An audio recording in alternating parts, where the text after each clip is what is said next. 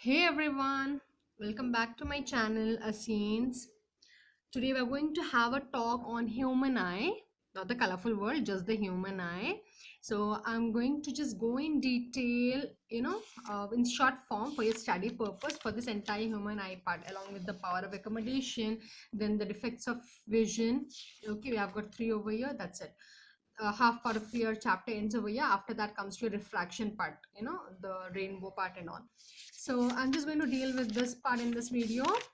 So now, before moving forward, let me once again remind you to subscribe to my channel if you have not yet subscribed, and do press the bell icon so that you get notifications on my newly uploaded videos.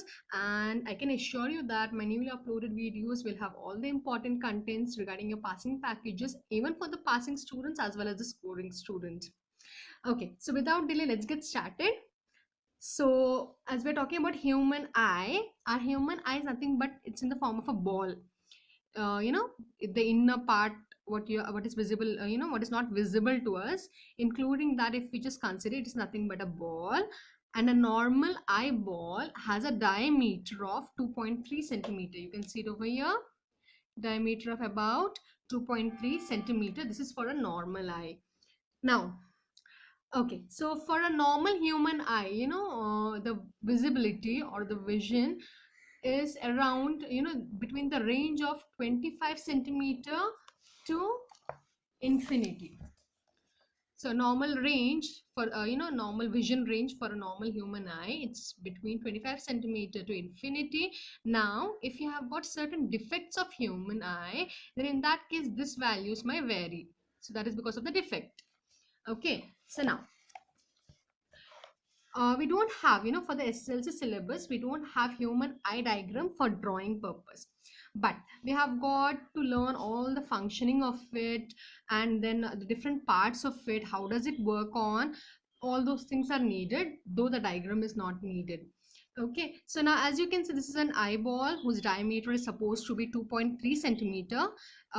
See, just take into concentration that it's diameter and not radius, for the objective purpose and all it might be asked. Now, the important parts over here, in this eyeball, the innermost layer, which is called the retina. This retina is a very light sensitive layer, where your image, whatever you are seeing, the image is caught on this layer, and it in turns, send the message to your brain, and brain will tell you what you are actually having a look at. Now, other than this, we have got other parts as well. So if you come forward, you're going to see a crystal lens over here. See, a crystal lens is present over here, which is a convex lens. Other than that, this protruding, can you see the bulb-like thing?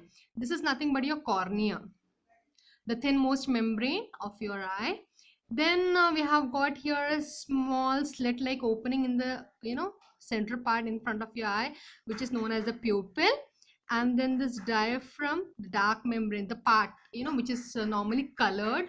Most of us are brown, having brown colored diaphragm. Others are having blue, green, yellow. The normal eye color, what we call, that is nothing but your iris.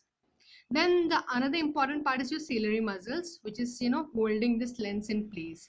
So now we are going to have to learn this functions of each one of this.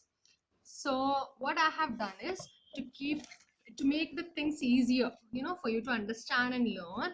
I have just, fitted it in the form of, table, so that you can have a better understanding of it, and it becomes easier for you to learn all together in one package. Now, if you are going through this part, you have to keep on searching it, you have to keep on underlining it. It's not like, in a very clear form. That is the reason why this table will provide you all the help which is needed.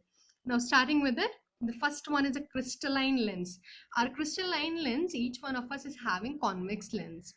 A convex lens will always produce a real and inverted image, and as I said, your image will be formed on retina. Now, we have seen retina, the innermost layer of the eyeball. So retina, this retina, the innermost layer. So retina is nothing but it's a very light sensitive layer. It is having some certain cells which are highly light sensitive. That is the reason why it's a very light sensitive layer. What this layer will do is, whatever cells are present over there, they'll convert those image, whatever is formed on the layer, they'll convert it into electrical impulse in the form of electrical signals, and they'll send it to your brain, through optic nerve. There is a nerve. Optic nerve is a nerve which connects eye to your brain. So through that it will be sending, and brain will be interpreting what you are actually looking at. Next comes ciliary muscle. Okay, ciliary muscle is the part which you need to remember the most, since it is related to your power of accommodation. So accommodation means, see, as I have written over here, ciliary muscle's function is it helps in accommodation of the eye, or in this is a shorter form, or you can also write it as helps in modification of curvature of convex lens. The convex lens which is present inside your eye, we are talking about that. So what does this do? So it's kind of like, for example, this is your lens, and here your ciliary muscle is holding it. Okay, so now what will happen is, now if you have to see the near things clearly, then you need less focal length. If you need to see far away things clearly, you need larger focal length. So bending this, suppose this is the convex lens, this need to be bending if you're seeing near things clear, if you want to witness the nearer things clearly, and to see far away things, this has to become straight. So changing of this focal length, this is controlled by your ciliary muscles. That is nothing but power of accommodation of the eye.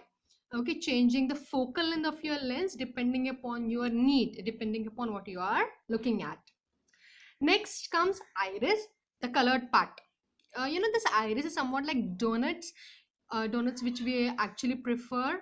Okay, so they are like kind of having a center hole, just like that iris is. So it's a muscular diaphragm which is having color, okay, pigments. This pigment does not have any other speciality or any kind of function.